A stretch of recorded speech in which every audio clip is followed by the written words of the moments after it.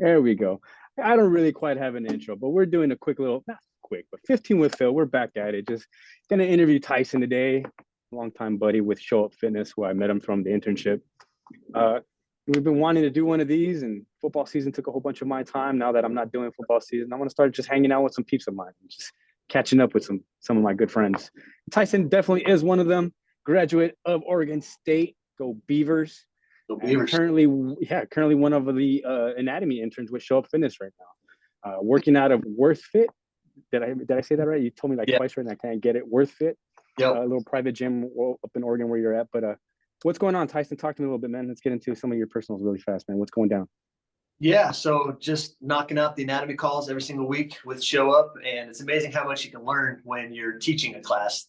They say one of the best ways to learn something is to teach it, and I've been just diving into that, trying to perfect my presentation skills. It's all kind of new, being the person who is the orator or running a class and whatnot. So just trying to work on my skills when it comes to presenting, trying to find ways to make it interesting for the interns, and just still with Show Up, looking forward to hopefully going to a seminar in 2025. I know that Chris has done a good job of trying to get those on the schedule so that we can try and hit up as many equinoxes and lifetimes as we possibly can, and just spread the word with the right way to personal train, right? Absolutely, dude. It is the fastest growing certification right now, Show Up Fitness, the CPT. I went through the program before he had actually made the CPT like what it is now. So I'm kind of like before you, but still with you because I was still kind of going through it. That's how I met you. But okay, so before you got into training, what were you doing before that?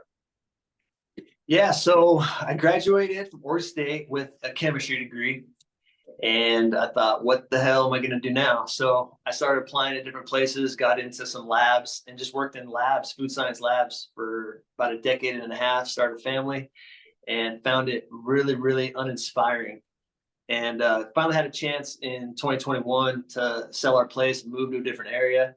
And with the extra finances, decided to go all in and pursue a new career. And I've always loved fitness and appreciated how it helped me get through injuries, get through mental, emotional pain. I mean, anything that goes on with your life, I've always found that lifting weights and investing in yourself really helps you kind of, reframe how things are going if you're going through a tough time or whatever. So I was like, you know what, I'm gonna pursue this. I feel like I can help people. I feel like I've been to hell and back when it comes to my own stuff, when it comes to injuries and stuff. And I feel like a lot of people could use that, because you see a lot of people that have issues like that, and they go down a path that either makes it worse or they're just kind of stuck in the mud, right? And they're not really getting any better. And I truly believe that, fitness and training and finding something that works for you can change your life. And so did that. Went the NASM route, obviously got the thick 3-inch book, and was overwhelmed with the amount of content that was in there. And just the message seemed off. And so I was like, there's got to be a different way. So I YouTubed up how to become a successful personal trainer, how to pass NASM, stuff like that. And Chris showed up, he was flashing the belt buckle and all that. And I was like, okay, this is interesting. Like, this guy can get me to pass it. Maybe I should do this and just fast track it. And then let me rewind a little bit. When I was working, I always had really long commutes, and I'd always throw on podcasts. And so I'd always listen to personal trainers and stuff in the strength training world. And so when I heard Chris talk about fitness and stuff, it resonated. And I was like, okay, yeah, I know that this guy is legit and he knows what he's talking about. And so ever since then, I was bought in. I went into the level 1, and the rest is history. Just kept on moving with it. I found so much value in it that I just stayed in it and wanted to try and grow the brand too. And it's been an exciting little ride. That's phenomenal. That's a nice little perspective on everything that you've gone through with Show Up. But since you started though, how has your perspective on the industry evolved? Has it changed a little bit? Do you see things differently from your own eyes? Yeah, I think when I first got into it, I thought that it would be maybe a little bit easier. Sometimes you don't know what you don't know, and if you don't know that much, you think you know it all, kind of like when you're a kid. But I thought it would be a little bit easier, but I realized that it is really a multifaceted career. I mean, you got to understand sales, you got to understand marketing, you have to be on your game at all times, and if you're not, you got to pick yourself back up. You can't wallow, in mistakes or missed opportunities and stuff like that. So I found out that it's a really tough career if you don't have a framing for it. And I think that's where Show Up helps out, because it helps you with, the trade skills, with anatomy and programming, helps with the business skills, how to network and how to improve your sales. And then also the people skills, just, asking good questions. And it's really helped me become a better people person, personal as that's one of the biggest things, because, working in a lab, it's kind of a quarantined area. You work with the same people every day. Things get a little bit monotonous, and you just kind of check in and check out. And that change has really opened things up to just different ways of thinking and humbling myself. Or like, okay, maybe you don't know as much as you think, and you need to get down to business, start studying more. So initially, what drew you to Show Up? Was it Chris's belt buckle? Was it the fact that they were able to get you to pass NASM? And then while going through the program, did it meet your expectations at all? Were they met? I mean, you said that you had a lot of value, but the expectations on the internship is a lot different than going through the NASM textbook or whatever. You get your certificate. I'm sure I've gone through it with myself. That's why you're my brethren with Show Up here. I'm sure Chris made it a little difficult for you guys to go through it and make sure that you guys are showing up and doing those little itty bitty things. So what initially drew you to Show Up, and then were your expectations met going into it? Yeah, I wasn't quite so sure exactly. Had to talk with the wife on, should I invest $100 a month to do this program to help me become a personal trainer? And the discussion was, well, you already spent $1,800 on a NASM bundle. Do you want to spend more money? So that took a little bit of convincing, and luckily I was able to show her that there was going to be some value in it. And then I just got into the app, and not only the live calls where you could ask questions, and I saw the interaction and all the value that was provided there, but there were so many videos there that you could just go through, anywhere from like assessments to exercise programming to anatomy. I mean, everything was in there. And I was like, okay, I'm definitely going to need this, because once I did pass my NASM, I was like, well, now what? Like, how am I actually going to train? How am I going to get clients? How am I going to, program for them? And there's countless times where I got into the YouTube, the free videos with Chris talking about programming and stuff like that, trying to remember all the things needed to, perform a good assessment so that you take care of your client and that you can improve your sales. And then I was bought in pretty quick, to be honest with you. I mean, once I saw what they were talking about, and then I got into the app and saw all the videos and all the content that was available, I just dove in and just studied it. And this is what I wanted to do. So I was like, I'll put the time in. Okay, so you talked about the anatomy, you talked about the business, you talked about the programming. Other than that, what specific skills or knowledge did the internship provide that you felt were critical into like helping you transition into becoming a professional trainer, right? Because you were transitioning from the chemical labs into that. And then aside from that, can you share an example of how it helped you in a real life situation or a real world scenario, maybe training one of your clients or anything like that? Yeah, I mean, there's so many times in the beginning where I'd have a question, and when you take off on this endeavor to become a personal trainer, a lot of times there's not a lot of training or anybody to ask questions to, or even just console with. Like, you have a bad day or something happens where the training isn't quite as smooth as you would have liked, or maybe like a client had some resistance to doing something, or maybe you regret or progressed an exercise maybe too fast for someone and made them look weird, look awkward or something like that. I mean, that's happened before more. I mean, it doesn't happen as much anymore. I understand regressions and progressions more now, so I don't put the client in that situation. But when I started, there was times where you put them in a situation like, oh shit, like this person can't do that. Like, it's not going to happen. Like, I thought they could, but obviously they're not going to. Whereas now I look at them, we perform exercises to scale up to that point and keep them safe. And so, all that being said, just being able to ask questions and just have like a community to talk to. Like you were one of the ones too at the very beginning that, if anything ever happened or starting my social media, I'd ask you like, does this look good? Should I do this? Like, just gives you a little bit of direction and a little bit of feedback. I feel like if you're a personal trainer, just starting on your own, if you don't get any feedback, you're kind of flying blind, and Show Fitness provided that. Absolutely. We talk about the community. Everyone wants to find a community, their little tribe or their group, whatever it is, and Show Up we just automatically invite you in. You're part of us now. Once you start showing up and doing those things, and that's something I've always admired about that about us. I like saying us because we're part of it. But so I absolutely admire that. I love that. Show Up is they're special, man. It's something special about the entire group, from Travis to Katie, not just Chris either. It's everyone behind them, both Megans, who absolutely do a phenomenal job in person training all the interns. And I want to add one thing to that is, like you said, the culture and everybody in it. But thing about show up, it's action based, Yeah. and I appreciate that, because you can say stuff all the time, but if you're not performing it and doing it, then really where are you going? You're not going anywhere. And I love action based. Right now, Chris did a podcast with Ted Ted Roth, Wrath. I Rath, think it's which was wrath. Rath, one of the best podcasts that he's had on a walk. The dude was filled with passion. So I bought his book, and his book talks about three things that everyone should have: a mentor, a mentee, and friendly competition.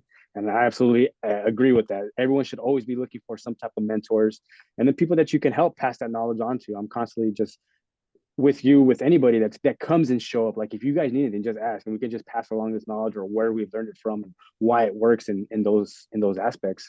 But so far, what challenges have you faced as a new trainer, and how did the internship prepare you to overcome them? Yeah, I think one of the hardest things is going out on your own. Where before, when I started the YMCA, you're paid hourly, and they provide you with hours and they hand you clients. And now it's a little bit different story.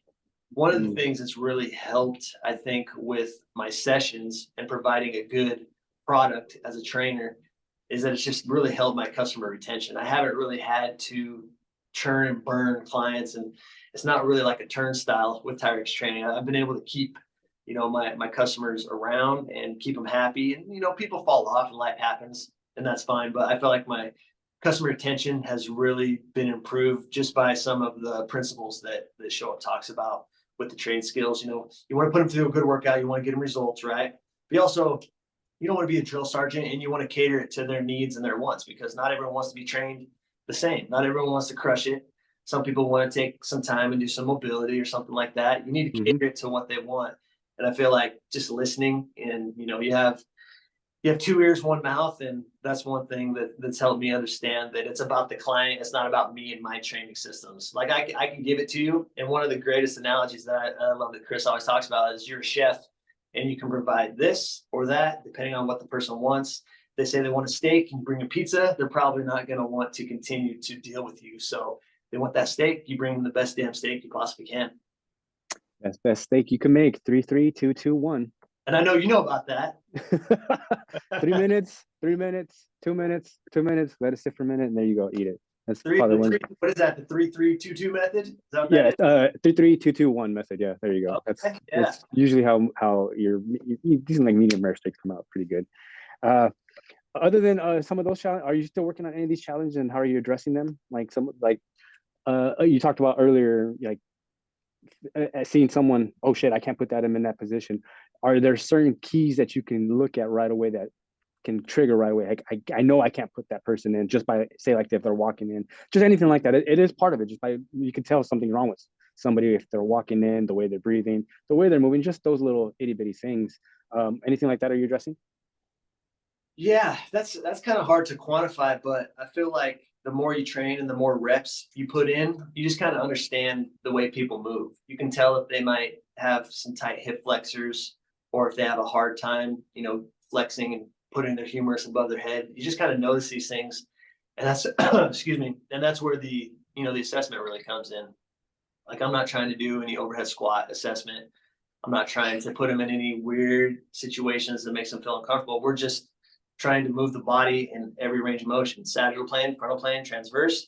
We'll see how it goes. You assess it, maybe take a few notes, and then go from there. But you've been training for a while. I think just putting in those reps and getting closer to that 10,000 hour mark helps you to understand how a person moves, and then you can, off of that, base what they can do. But you always start small. The first couple sessions, you work in that higher rep range, and you're trying to do things that are more regressed. And if they pass that test, then you check that off, and you challenge them the next time, and just keep on slowly challenging them.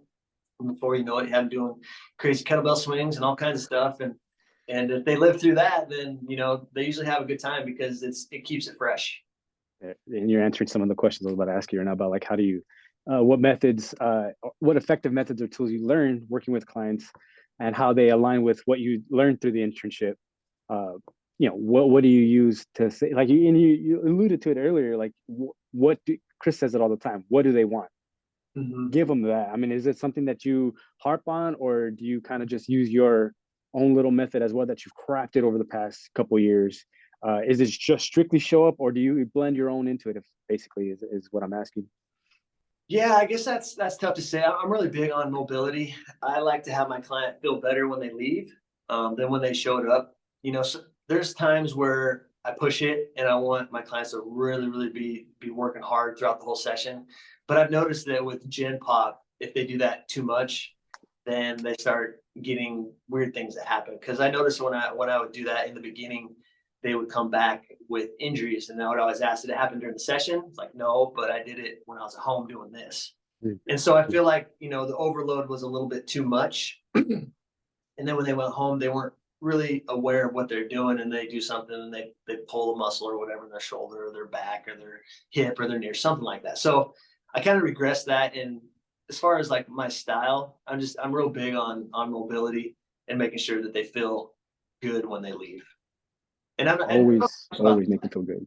Say it yeah. again. And I was just gonna say, like, Show Up talks about that, like working, the 10 checkpoints of movement and whatnot. But I've always just been a big fan of mobility because I've been through a lot of pain and a lot of, pretty bad injuries. Tore my Achilles when I was younger, went through Achilles tendinosis on the opposite side because Oof. I was compensating. And so pain isn't fun and it can really cripple your outlook on life. And as far as like being ambitious and stuff like that, you just want to like kind of fade to the back. And I don't want to do that. I don't want my clients to do that. I want them to feel good enough so that they can pursue their goals outside of the gym too. And you want them leaving feeling better than they came in, and that's usually the sign of a damn good trainer, but also that things are being worked on while you're in your session. So Yeah. that's awesome. We talked about a little bit about mentors earlier. uh, are there any mentors or peers you met through the program who have had a significant impact on you other than Chris? Because obviously Chris is like, he's our leader, and Show Up. He's the belt buckle, and he is Show Up. He's the guy that shows up every day. But other than Chris, maybe Travis, maybe Katie, anybody that you've met like that through your networking skills that has a significant impact.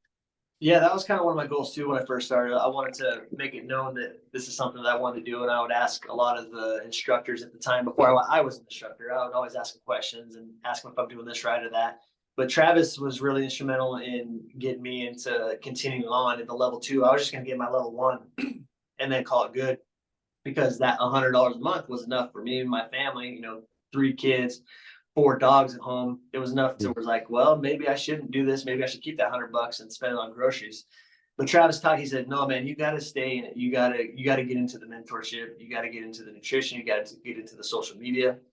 And that's when I started to post on social media and whatnot. And it's helped a little bit. It's a love hate relationship. I'm not saying that social media is something that I necessarily enjoy, and I always have goals on trying to improve that too. And I've found some good tips from you. But Travis was really instrumental on getting me into that level two. Katie's really helped me on like the challenges back when Show Up had all of the challenges, push up, like the random variation of push up challenge, pull up challenge, all that stuff. She was great at kind of drumming that up, hitting that drum beat and getting people excited about that. So she helped with that. And then just even recently, like Josh, I've really been enjoying his soft tissue mobility classes that he's been putting up on the platform. So really, I try and reach out to all of them.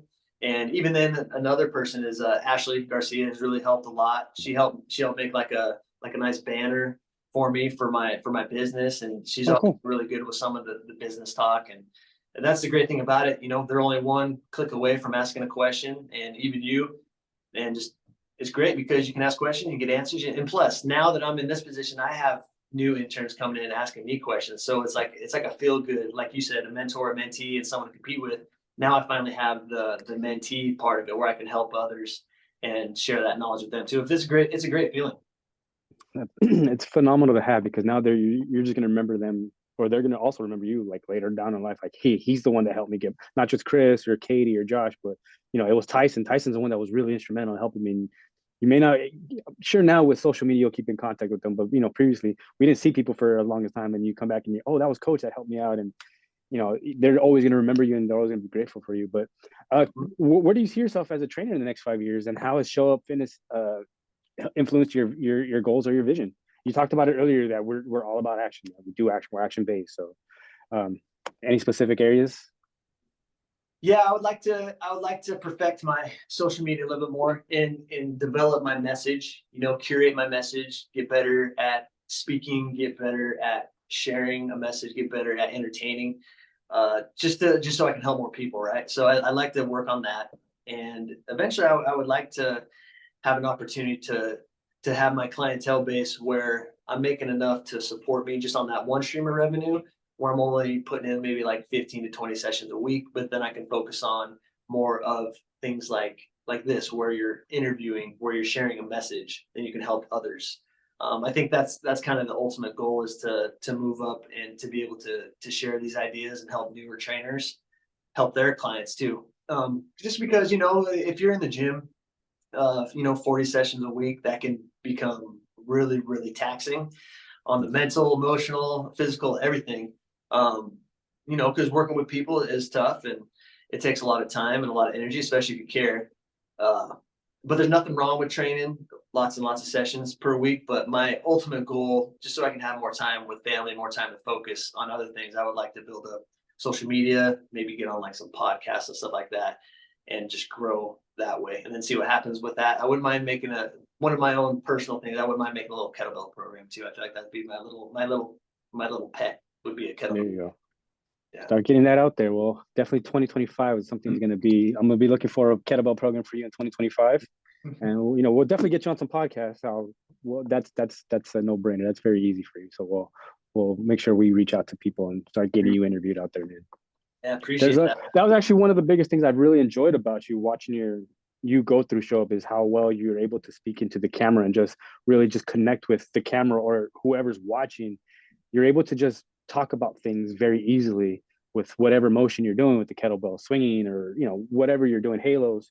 uh, you're able to connect with people, and I really like that, and that makes it easy for an instructor, for a mentor to help people pass along messages and just get something just to move across. So I look forward to seeing you grow on that, man. And whatever I can do to help out, please let me know. I'm definitely here for that. So you have any questions for me before we wrap this one up, man? Those were my little itty bitty questions that I had for you on this one today, and I hope I was able to ask you some good ones.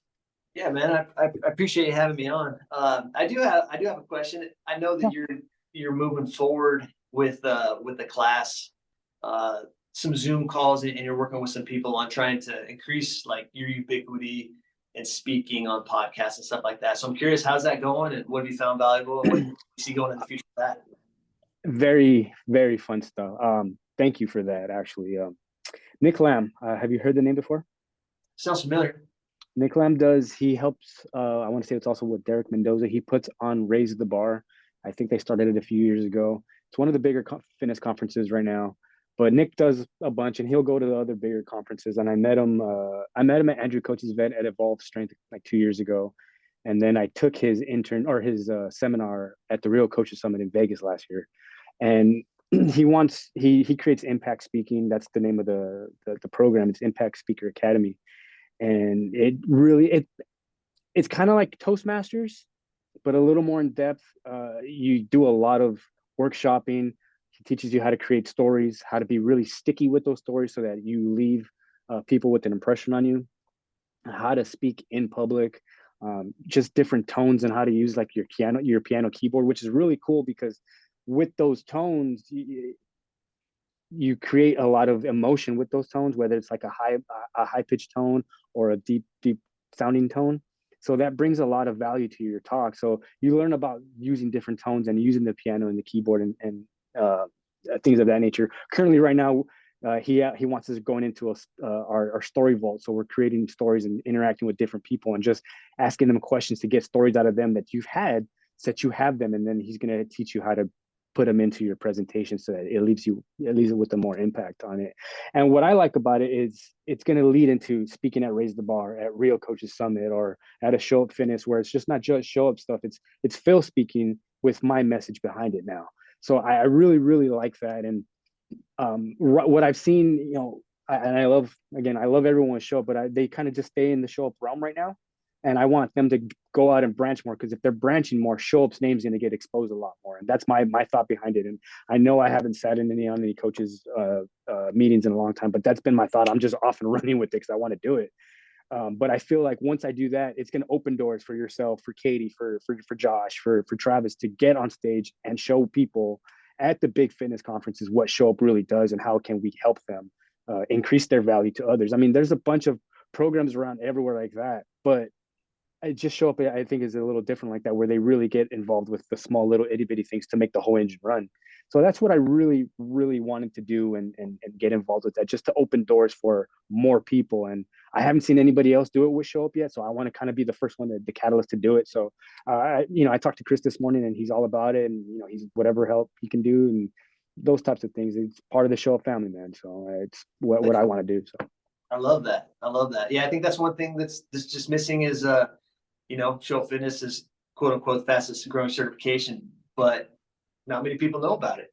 Yeah. What can it do for you? And I think it really focuses on those new trainers, those newbie trainers, and it can just expedite the process of going through all the pain of becoming a new trainer. You know what I mean? It just fast tracks you, and it does. that's the biggest thing. And I'll say going to the big seminars, the Real Coaches Summit, Evolve Strength up in Canada with Andrew, or even like Luca Hosever's Vigor Summit, I believe he calls it. Any of those big ones puts you in the room with these people that are doing it, that have been doing it for a long time, that are really well known, that are connected even further than what you know. And that expedites the process, because that's what helped me get involved with a lot of the podcasts that I've been on, is going to those events, interacting with people that have podcasts. And now it's like, oh, well, I'll just interview you, because not necessarily because I need a guest, but they're going to put you on the guest list basically, and they're just churning out their episodes with people now. So they're very, very valuable, and I want more people to go to them. So I'm definitely going to try to team up with Chris to see if we can maybe offer one. I'll pay for half of it, maybe he does the other half, to get someone to the Real Coaches Summit this year in Vegas. I would like to see more people from Show Up there. Oh, hell yeah. Keep me updated, my man. We definitely will do, man.